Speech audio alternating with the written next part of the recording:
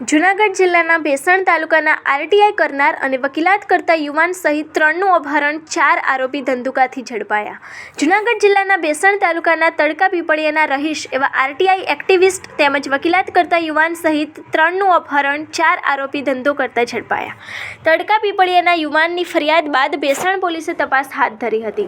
ભેસાણ તાલુકાના તડકા પીપળિયા ગામે રહેતા 40 વર્ષીય એડવોકેટ સંજય કાપડિયાએ આરટીઆઈ કરીને વલસાડ જિલ્લાના રાબડા ગામે આવેલ વિશ્વભરી ધામ ચેરિટેબલ ટ્રસ્ટ તેમજ વિશ્વ વિધાતા ટ્રસ્ટ નામની સંસ્થા તેમજ ટ્રસ્ટ સંચાલિત આયુર્વેદિક કોસ્મેટિક દવા બનાવવાના કારખાનાની માહિતી માંગી હતી, જેમાં ગેરરીતિ ગેરકાયદેસર ચાલતી પ્રવૃત્તિનો પર્દાફાશ થયો હતો.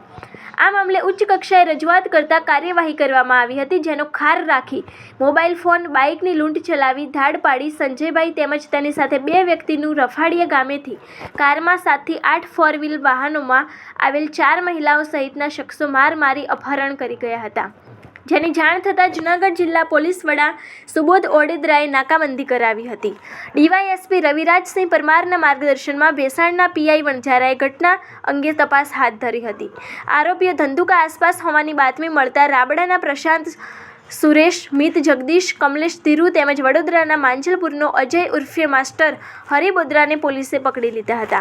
આ શખ્સોની સાથે અપહરણ અને ધાડના ગુનામાં પંકજ પાદરા, અનિલ ધવલ, સુરેશ અમીપરા સહિત અજાણ્યા શખ્સો અને 4 મહિલાની પણ સંડોવણી ખુલતા આરોપીઓને ઝડપી લેવા ચક્રો ગતિમાન કર્યા હતા. આગળની તપાસ ભેસાણ પોલીસ કરી રહી છે. મારું નામ સંજય કાપડિયા છે. તડકા પીપળિયા ગામે રહું છું અને એડવોકેટ અને વિસલ બ્લોઅર તરીકે કામગીરી કરું છું.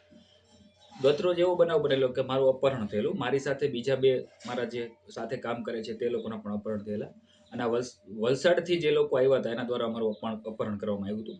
અમને રફાડિયા મુકામેથી છેક ધંધુકા સુધી આ લોકો લઈ ગયા અને ગુજરાત પોલીસનો આભાર કે એમણે અમને ધંધુકા પહોંચતા અમારો છુટકારો કરાવ્યો અને અમને એમાંથી બચાવ્યા.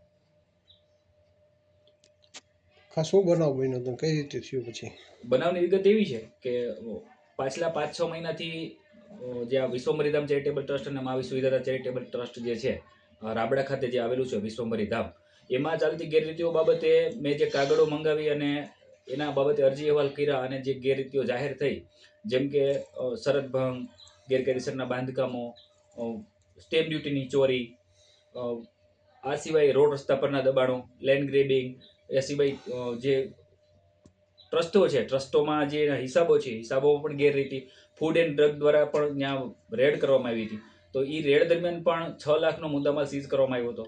આ સિવાય તોલમાપ વિભાગ દ્વારા પણ ત્યાં રેડ કરવામાં આવી હતી. ત્યાં 5 એકમોમાં જે તે એકમોને હજારો રૂપિયામાં દંડ આપવામાં આવેલો હતો. પીજીવીસીએલ દ્વારા પણ રેડ કરવામાં આવેલી હતી, તેમાં પણ એને વીજ ચોરીનો દંડ કરવામાં આવેલો હતો. આ સિવાય ત્યાં એક જે કહેવાતી પાઠશાળા ઉપર એક ફાઈબરનો હિમાલય બનાવવામાં આવેલ છે. આ હિમાલય છે એ ફાઈબરનો પીઓપી ટાઈપ ફાઈબર કંઈક બનાવેલું છે. તો એમાં મેં જિલ્લા સ્વાગતમાં અરજી કરેલી હતી અને જિલ્લા સ્વાગતમાં એવો નિર્ણય આવ્યો હતો કે આ જે હિમાલય છે એને તરત જ સીલ કરવો. તો આ જે સીલિંગ થાય અને એના બળાપાને કારણે આજે એ લોકો મારા ઉપર હુમલો કરી અને મને બળજબરીપૂર્વક મારું અપહરણ કરી અને મારી સાથે બીજે 2 અન્ય લોકો હતા એને અપહરણ કરી એ લોકો લઈ ગયેલા અને અમારો ધંધુકાથી છુટકારો થયેલ છે.